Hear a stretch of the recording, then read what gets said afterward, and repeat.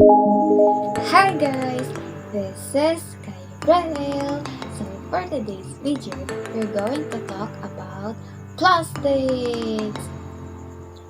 We're going to talk about our plastic friends. Char! So for today's video, we're going to talk about our social campaign about plastic pollution because it's alarming and it's harmful in our lives, right? However, there are ways on how to minimize the use of plastics. How? Let's proceed! So first, let's tackle about the dangers of plastics in the status quo. If we take a look to our environment right now, isn't it we are fond of the usage of plastics? Wherein we can't notice how these plastics are slowly eating up.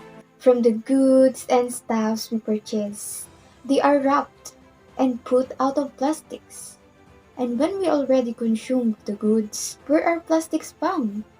Some just junk and throw them at the streets or anywhere, not minding the consequences of it. And when a small pour of rain comes, what happens to our environment?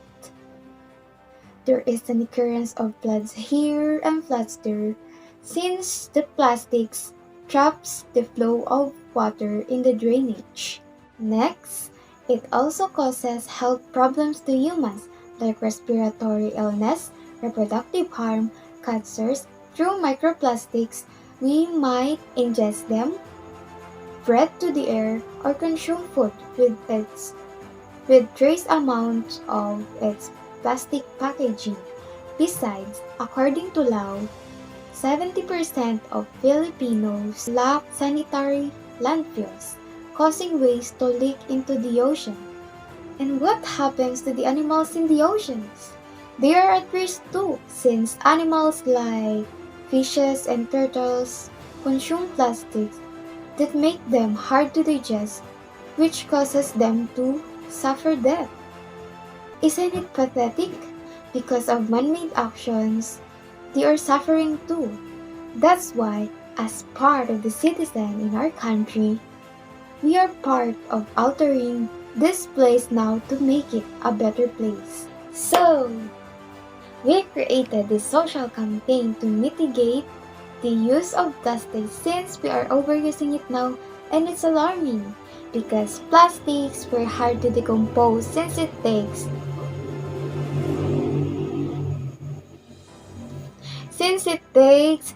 10 to 1,000 years. That's why you and me are part of the change. Let's put it in action.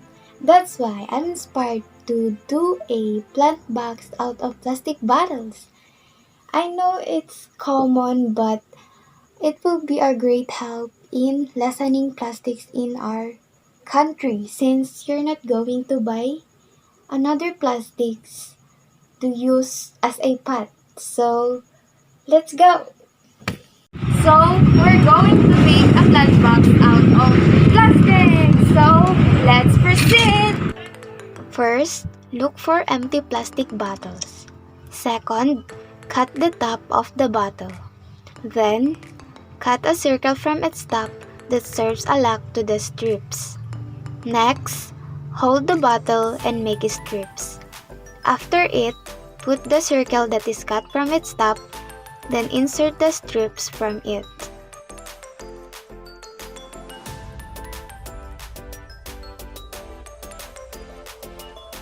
So, here is the plant box and ready to use!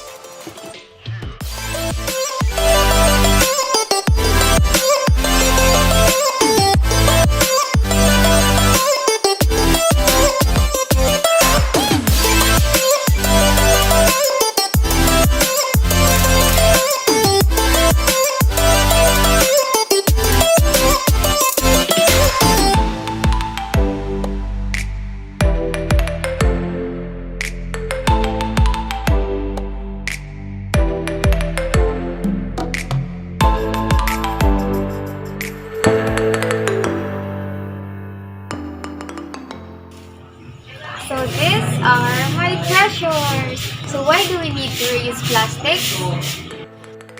It can reduce plastic space in landfills which will be used for biodegradable materials. No matter how small and big your trash is, it will always have harmful effects.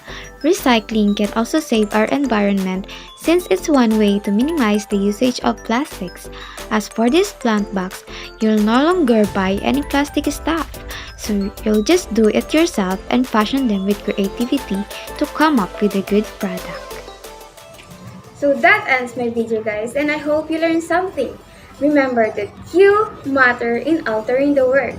Start within yourself. Let's start putting plastics into treasures because at the end of the day, we will be the one who will benefit from it. Thank you for watching, guys, and please don't forget to subscribe in our channel. Bye!